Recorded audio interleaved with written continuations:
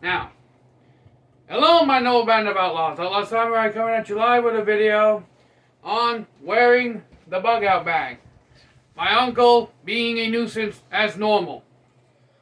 But in any case, you may be wondering that having the sword and the axe on my person like this would be inconvenient, the whole flopping around and everything. But in actuality, it's not inconvenience to what you would expect.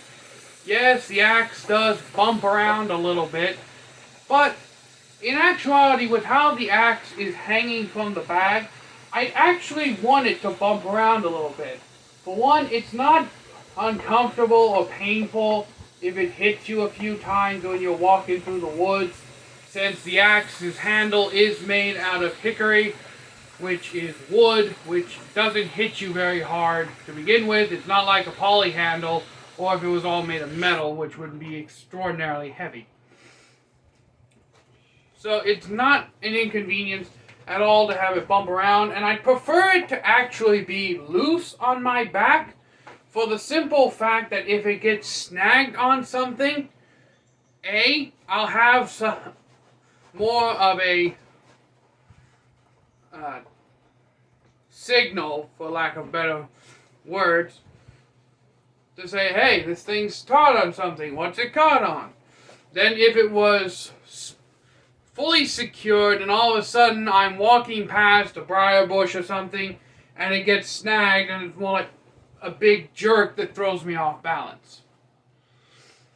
So I'd rather let this hang freely a little bit than have it completely secured to the bag. The sword, on the other hand, is secured in two places. One by, you can see with the orange, and the other is velcroed down here. So the sword is secured directly to the back, and since it has such a small profile, it's literally no different. As you can see, the sword itself literally falls within my frontal profile as I'm walking. So it's not really inconvenience at all. Now, even though I can do this, as we can see, drawing the sword from the backpack is not advantageous. In truth, if I was going to do something in the forest where I know that I have to have this thing at the ready at any given time, I would be wearing it on my hip instead of on my back. Truthfully. But if I know that, or if I feel that I'm not going to need to draw this thing or have it at the ready until I get somewhere, I'd much rather carry it on my back, because on my person, it would stick out to my left and no longer be within my center profile. I can also detach the Velcro and let this thing float free as it was, if I wanted to, which would also have it hanging in the same position as the axe.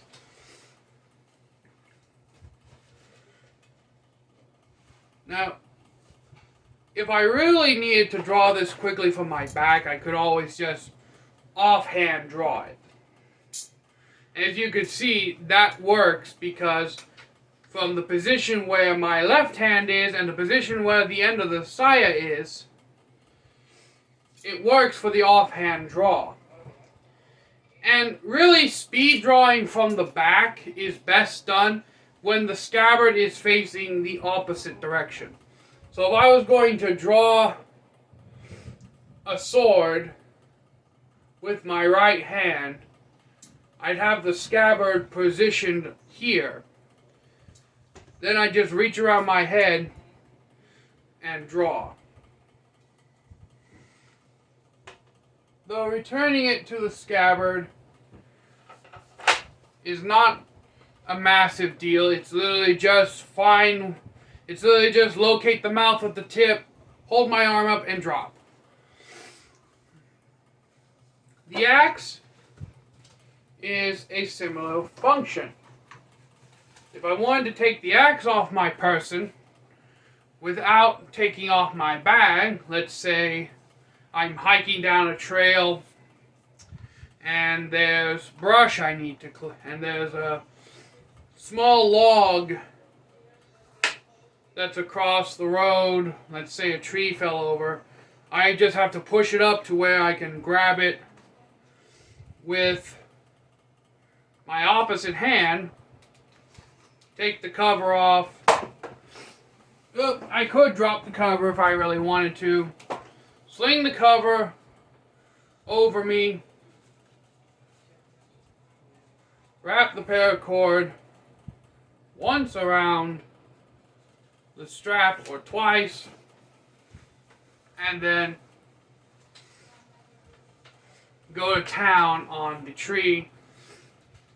And when I got it out of my way, all I have to do is pull the cover back with the paracord, put it back over the axe, situate it,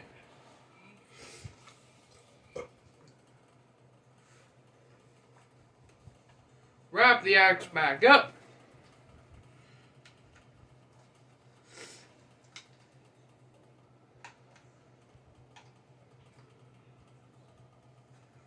tie it off, give it a good few ties,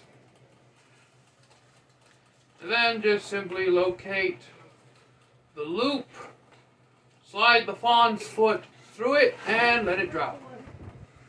Then, if I really needed to reposition it, I could just grab the handle, turn the head around, face the edge back that way, and carry on with my work. And just one moment, as I was saying, slide the fawn's foot through the loop and carry on with my work. Now, as for taking the sword off my back quickly, that's another story, because this one has a belt-like thing on it, so I can't exactly just... I guess if I wiggled it enough and forced it enough, I could get it off, but that's not really a workable option. But if I really needed to suspend this from my back while carrying my pack, there's an easy way to do that, which I will demonstrate by taking off the backpack and untying this monstrous knot.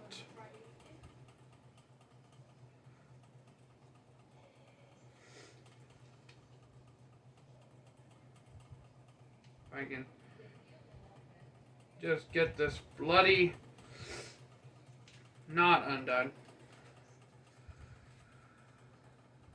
There we go. Now, what I mean by carrying this, the reason I switched up the paracord wrapping on the Saya is simply because this paracord is not gutted.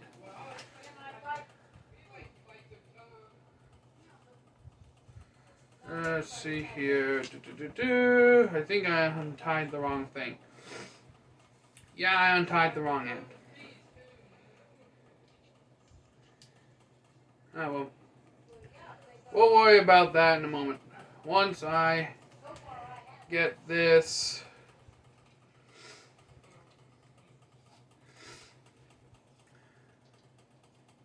retied.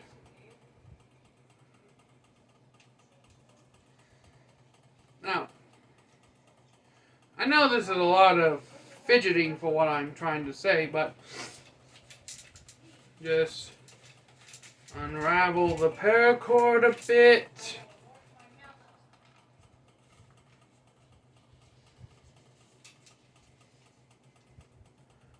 Tie it off near the Kojiri, or is that the Koigata? Either way. Throw over back, Then wrap the excess along the bottom of the saya.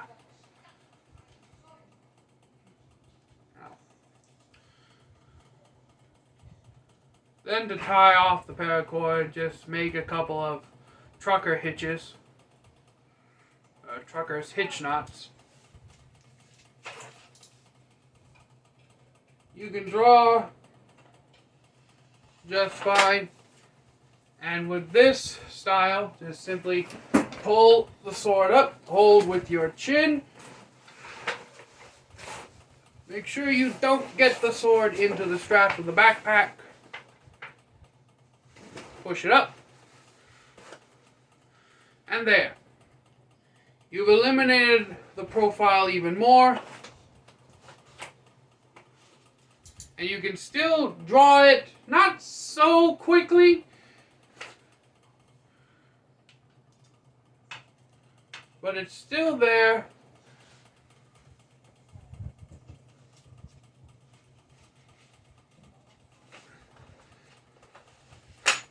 When you need to draw it quickly. Quickish. So, this has been my video on wearing the bug out bag. So until next time, my noble band of outlaws, Outlaw Samurai tells all y'all, be crazy rednecks, for safety using your weapons. I'm out. Peace.